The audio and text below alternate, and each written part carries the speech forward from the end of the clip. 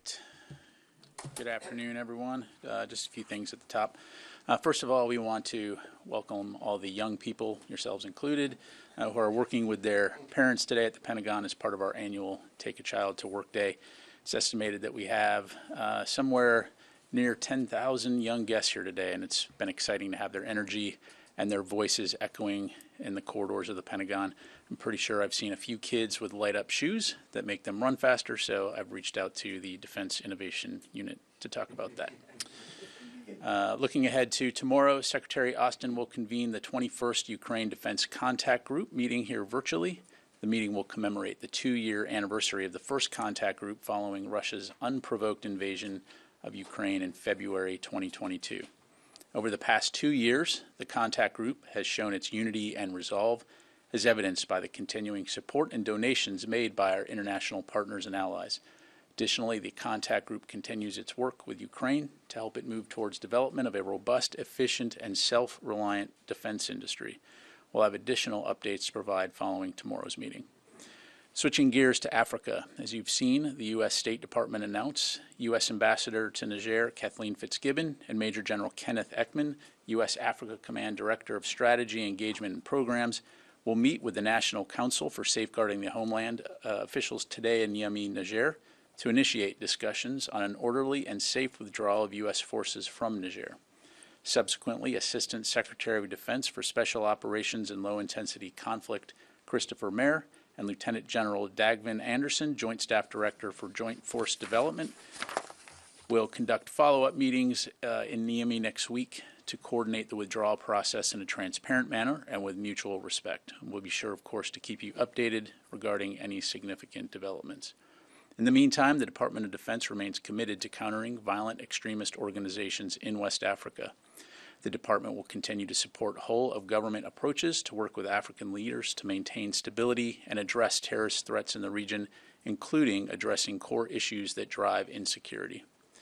Separately, as an update for our humanitarian assistance support operations to establish the maritime corridor off the coast of Gaza, I can confirm that U.S. military vessels, to include the USNS Benavides, have begun to construct the initial stages of the temporary pier and causeway at sea.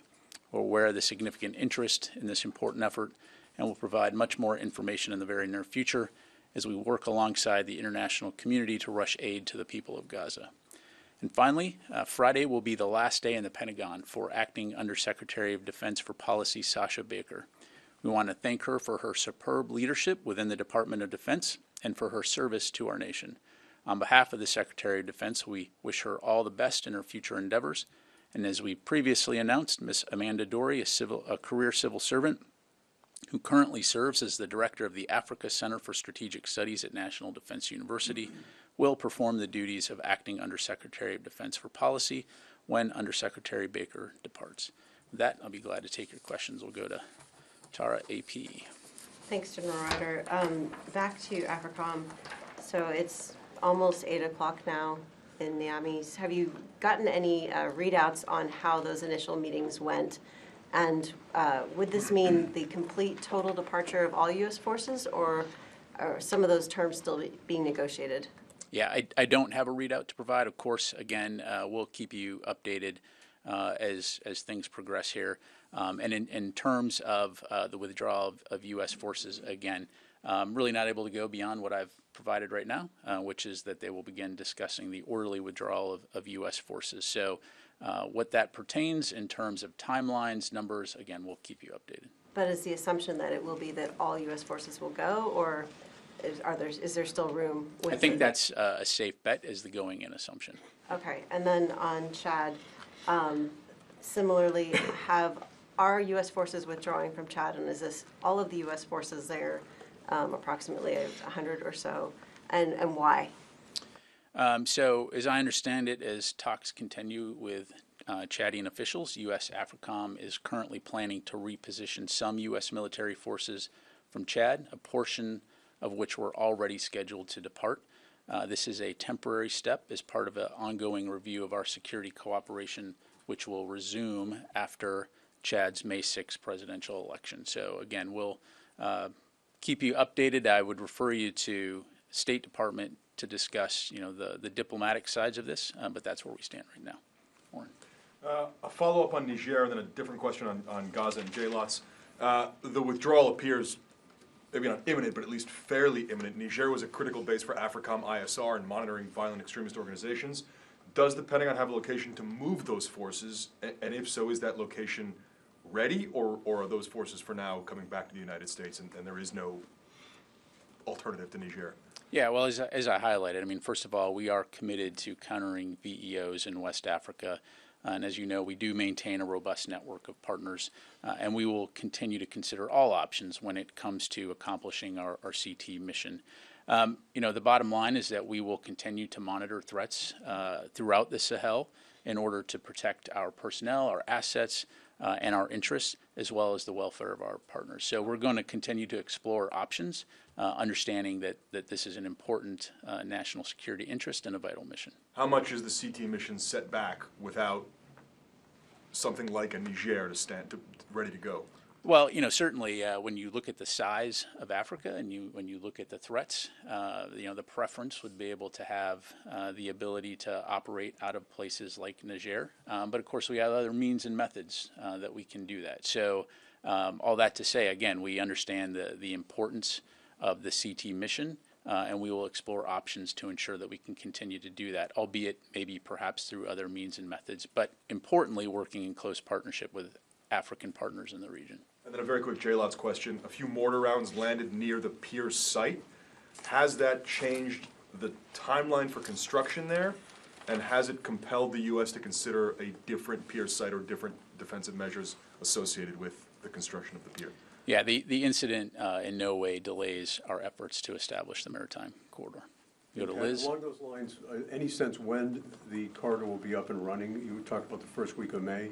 Yeah, so all indications right now, Tom, are that we're on track. I think, earlier I'd said probably looking at end of April, early May. I think indications now are realistically early May, but everything is on course at this point. So we'll keep you posted. Liz, did you have a question? My question was asked and answered. Okay. All right. All right, let me go to the phones here. Tony Capaccio, Bloomberg.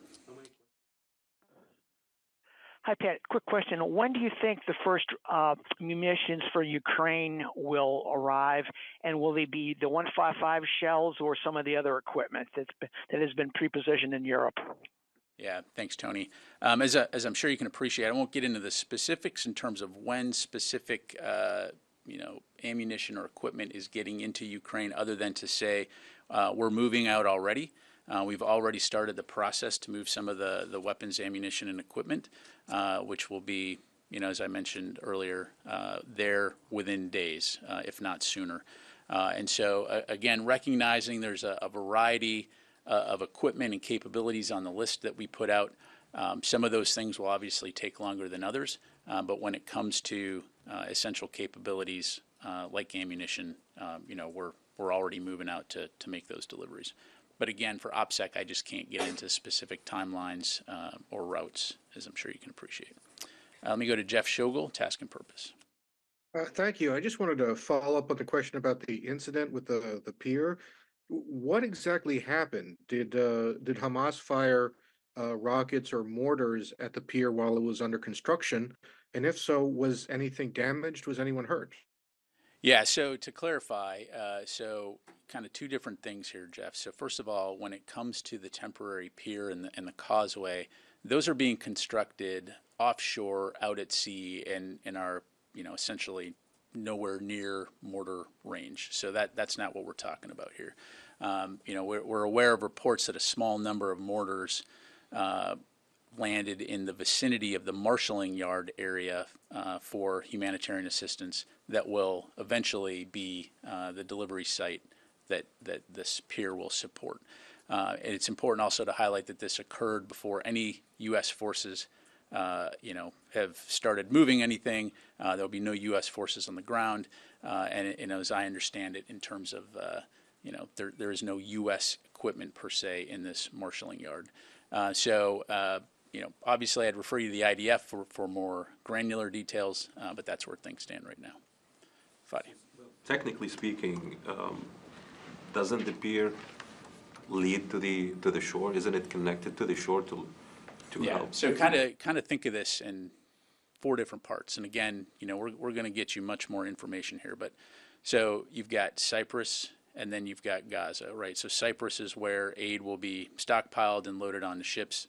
Gaza is the shore where eventually this temporary causeway will connect. So what we're talking about here is the marshalling yard, where eventually, in the vicinity of where this causeway will connect to. But the 2 essential pieces in the middle are the temporary pier, which is out at sea, and then the causeway, which eventually will join land and be anchored, so to speak. So, And then on a separate issue, probably you've seen the reports about the mass graves that are being discovered in Gaza, with hundreds of bodies being digged out daily. Has the secretary raised this issue with his Israeli counterpart, and does he think these mass graves warrant an independent investigation? yeah, thanks, Fadi. Well, to say first off, I mean, the reports are very disturbing.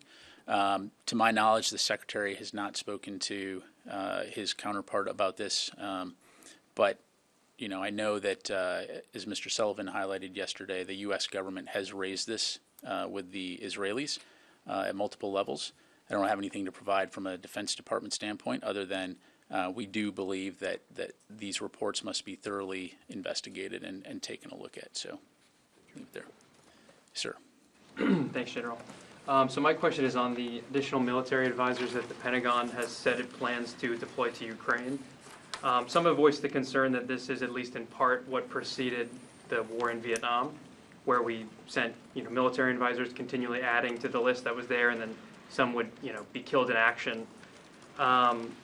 What do you think of that escalation risk, the fact that U.S. servicemen are on the ground there in Ukraine? Yeah, I mean, I think it's I appreciate the question, but I think you'd have to probably have a deeper discussion on the history of the Vietnam War and what we were talking about there, which is a completely different thing, right? You don't have U.S. forces conducting training inside Ukraine of indigenous forces. So to compare the two, unfortunately shows kind of a lack of understanding in terms of what we're talking about here, apples and oranges. What's going on in Ukraine, and as we've done for a while, is we have a small presence working out of the embassy, out of the Office of Defense Cooperation.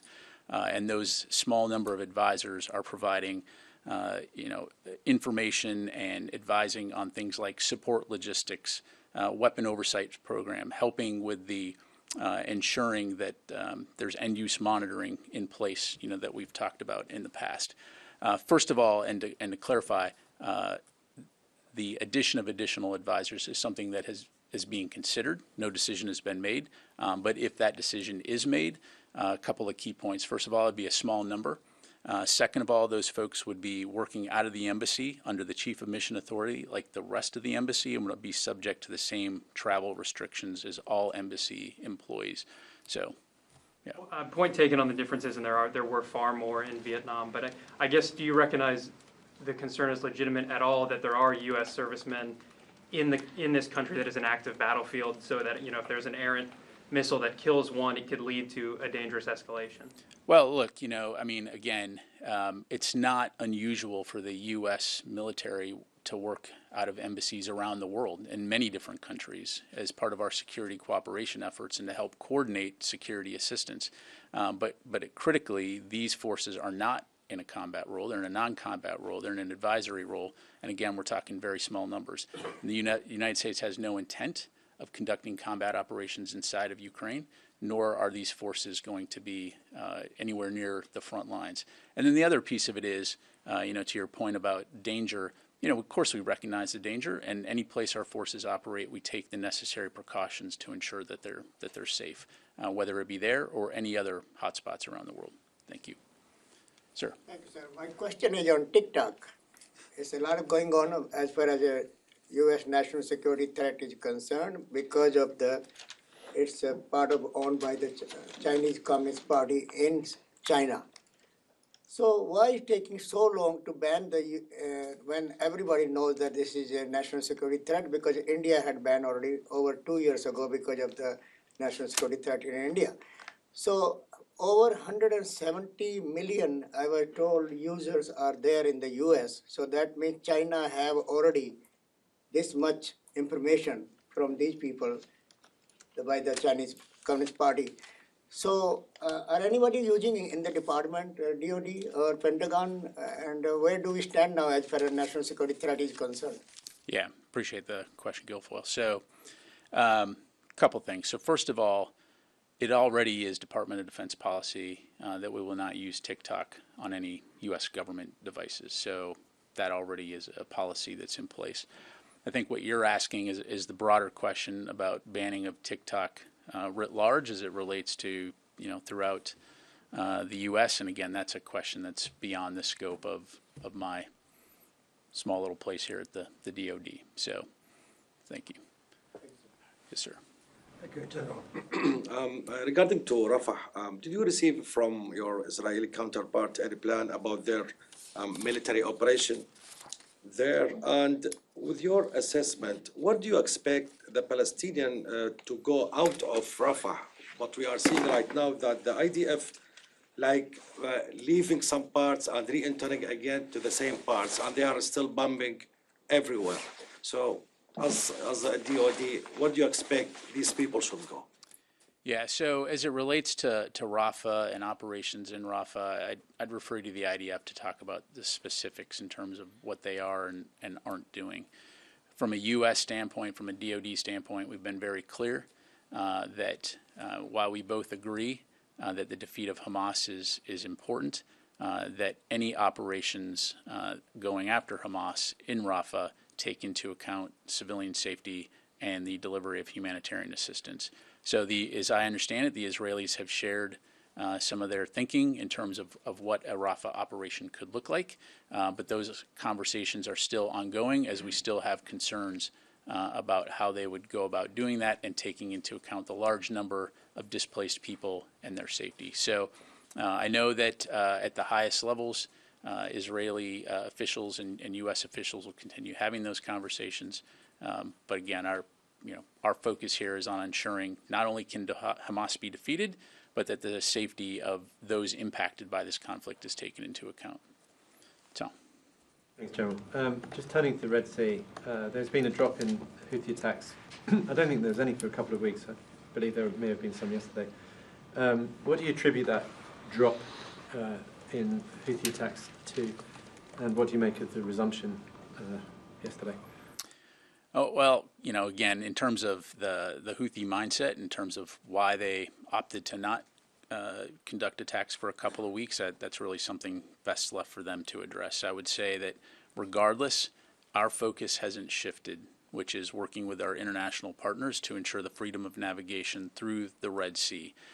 And so as long as there continues to be a threat to international shipping and to the lives and safety of mariners transiting the Red Sea, we'll continue to work with international partners to degrade and disrupt Houthi capability. Are there back-channel talks going on with the I don't between have the US any. and the, I don't have anything to talk to on that, Tom. on going back to Ukraine, how confident is the Pentagon that the Ukrainian military can make up for what's been widely portrayed as a lost 6 months? While Congress was dithering, a lot of Russia made a lot of advances. Are you confident that Zelensky and the military are going to be able to make up for that time? Well, look, it's a tough situation right now in Ukraine. It's a tough fight. But I think anybody who tries to count the Ukrainians out obviously has not been watching what's happened over the last couple of years. And so, as Austin has said, Ukraine matters. What happens in Ukraine from a security standpoint impacts not only Ukraine, but European security and international security. So we're going to continue to support them, not only to defend the territory that they've defended from Russian occupation, but also to take back their sovereign territory. And we're going to do that for the long haul. All right. Yes, Liz. Thanks. Going back to the humanitarian pier in Gaza, just to clarify, you said that the pier itself, the U.S. is going to build or is building, is out of the range of the mortar fire. But what about the Causeway? Well, again, what I'm saying right now, so there was this mortar attack today onshore. right? So what I said is that initial construction has begun of the causeway and the temporary pier at sea. So they're not constructing that anywhere near the shore at this point in time, if that makes sense. And you said there were no damage to any U.S. assets. Were any Israeli assets damaged? I'd have to refer you to the Israelis on that. Sir. Thank you, General. Two questions, and one is my colleague already asked you 2 days ago. U.S. and South Korean having the discussion on the sharing the cost of American troops in South Korea. I think they finished the talking, so do you have any readout on that discussion? And also, why you guys having this discussion at this time? I appreciate the question. I don't have anything in front of me. Let me take that question and we'll get back to you. Okay? Also, on China, actually, this is Secretary Blinken is on the trip to China right now and expected to give a warning to the Chinese side, not commercially, supposedly building the Russian defense industries. From point of view, do you have any specific concerning areas of the coordination between Russia and China? I won't get ahead of Secretary Blinken and anything that he may be putting out. As you've heard us say, and as you heard the president recently say, we are concerned about some of China's activities as it relates to supporting Russia's defense industry. And again, essentially, by doing so, enabling them to conduct or to develop capabilities that are being employed against Ukraine in their occupation of Ukraine. So. Yes, sir. And I'll come back to you. Thank you, General. A couple of questions. The United Nations representative to Syria says Syria has become a focal conflict zone among superpowers for their interests. So how do you see the situation in Syria now? Well, look, Syria has obviously had some significant challenges going all the way back to, 2011, which, I know you're very familiar with. Unfortunately, you have a significant area of ungoverned space in Syria, which has allowed groups like ISIS in the past to essentially exploit that and use it toward sowing instability, death, and destruction throughout the region. And so from a U.S. military standpoint, obviously our focus right now when it comes to Syria is focused on working with as part of the international coalition for the enduring defeat of ISIS. And so that remains our focus. But I think, of course, more broadly speaking, when you see these types of ungoverned spaces, they, of course, present threats regionally. And so that's something that we obviously consult not only with our partners in Iraq, but also allies like Turkey and others to address those regional threats. So one more question on Syria. Do you expect any Turkish ground incursion into Syria as Turkey claims? I would have to refer you to Turkey on anything that they're doing. Thanks. Laura? So just on the pier and the attacks on the marshalling area, to clarify, were you confirming the attacks themselves, or just originally you said you were aware of the reports and then later you spoke as if you were confirming the report? Yeah, I think it's fair to say that we're tracking some type of mortar attack causing minimal damage in the vicinity of the marshalling yard area.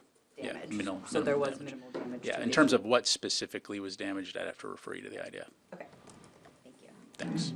All right, let me just take one more, Heather, from USNI. Thanks so much. So just on the Red Sea, the Houthis attacked the mayor's Yorktown. I was wondering if we can get more information on which coalition ship protected that, shot down the anti-ship ballistic missile. And then the Houthis said that they were also targeting a U.S. destroyer, and I was wondering if there's any information on whether or not an destroyer was attacked today or yesterday. Yeah, thanks, Heather. On your first question, the only thing I can provide on that was that it was a coalition vessel. So we'll allow our partners to speak for themselves in terms of what action they took. And then I'm sorry, your second question. The Houthis claimed that they were attacking a U.S. destroyer, and I was wondering if you've had any reports of a U.S. destroyer being targeted either yesterday or today. At the moment, I'm not aware of that. As you know, CENTCOM puts out updates every day, but I'm not currently tracking a U.S. destroyer being attacked. But again, if we have updates, we'll put those out through CENTCOM. All right, thanks very much, everybody. Appreciate it.